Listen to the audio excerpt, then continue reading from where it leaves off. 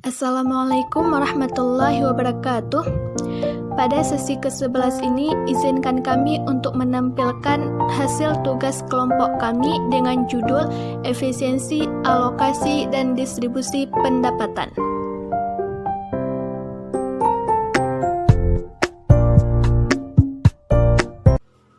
A. Sistem distribusi pendapatan. Distribusi merupakan kegiatan penyaluran barang yang merupakan sebuah jembatan antara produsen dan konsumen.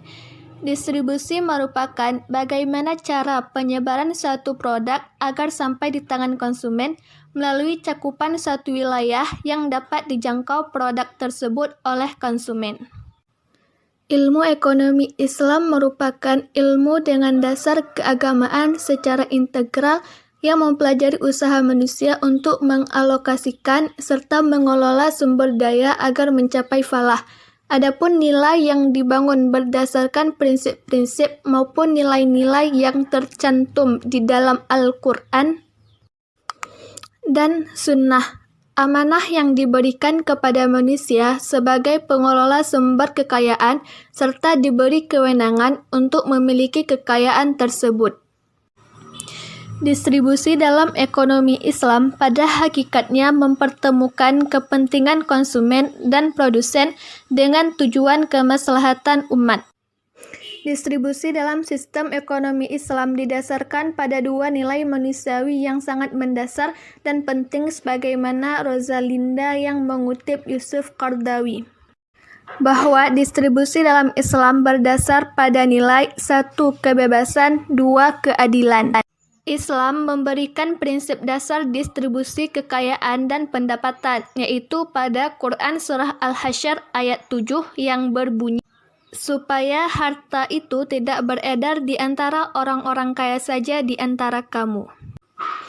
Pada dasarnya, dalam ekonomi Islam memiliki dua sistem distribusi utama. 1. Distribusi komersial. Distribusi komersial membahas mengenai gaji, biaya sewa, biaya produksi, profit, atau keuntungan baik pada pihak uang menjalankan usaha maupun pihak yang melakukan perdagangan melalui akad tertentu seperti akad mudharabah dan akad musyarakah.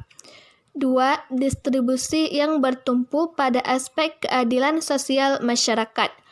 Pada distribusi ini dilakukan dengan cara adanya aliran barang ataupun jasa yang diberikan oleh salah satu pihak kepada pihak lain, tanpa meminta timbal balik dari pihak tersebut.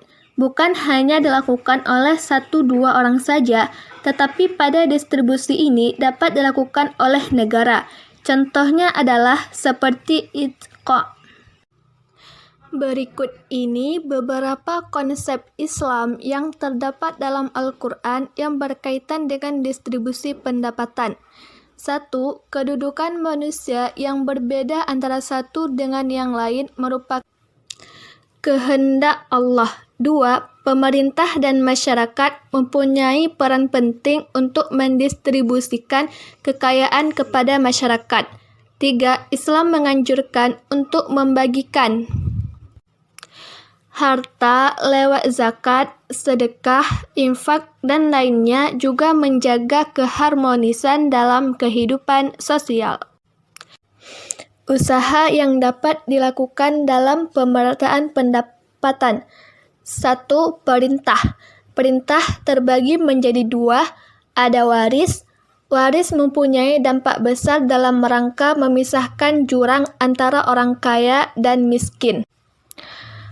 Waris mempunyai alat yang efektif untuk mencegah pengumpulan kekayaan. Kemudian selanjutnya ada zakat. Zakat merupakan pungutan wajib bagi orang muslim yang mempunyai harta tertentu yang dikumpulkan dan diedarkan oleh wakilnya. Tujuan utama zakat untuk membantu meringankan beban orang-orang miskin. 2. Larangan. Larangan terbagi menjadi 3. A. Larangan riba. B. Larangan pemborosan. C. Larangan penimbunan. B. Efisiensi alokasi.